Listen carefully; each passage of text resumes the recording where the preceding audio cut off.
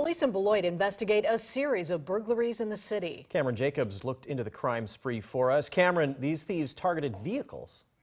That's right, Eric and Mimi. A growing number of cars have been rummaged through in the city of Beloit recently. Today I spoke with one victim who caught it all on camera. Two people walked up. I believe they were males. I'm not 100% sure. They went through my wife's car, took some spare change. Around 4 in the morning last Friday, John Chula's home security camera caught these two thieves. The video shows them rummaging through his wife's car in their driveway on Sun Valley Drive, an issue that many have been dealing with in the city of Beloit. We've had kind of a rash of them recently. They seem to be much more frequent. Within the last probably 6 weeks, we've had several where we've had reports of cars gone through kind of all over the city. The Chulas were not the only ones hit Friday morning. Zach James lives down the street.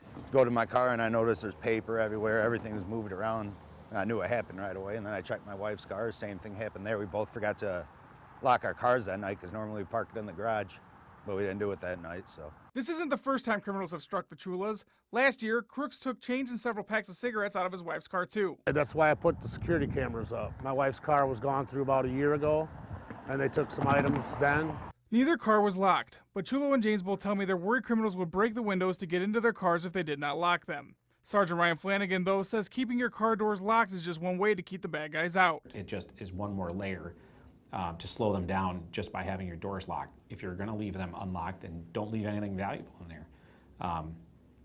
But we would always encourage people to lock their doors. If you happen to know the two people in the surveillance video, call Beloit Police or Crime Stoppers. Mimi?